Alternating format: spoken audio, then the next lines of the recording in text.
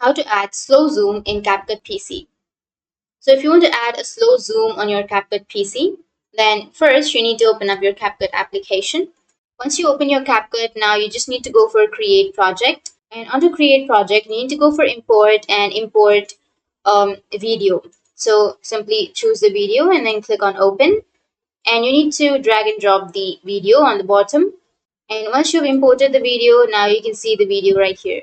So if you want to add a slow zoom to this video, then what you need to do is you just need to select the video and you need to add the keyframe.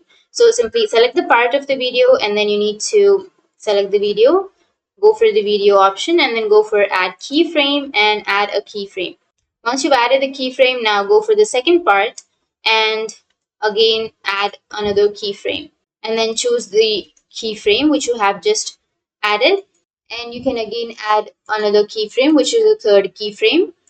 And once you've added the keyframes, now you need to select the keyframe and you need to go for the scale and you can simply zoom that video. So for example, I'll be choosing this much zoom and then again go for the second keyframe and you can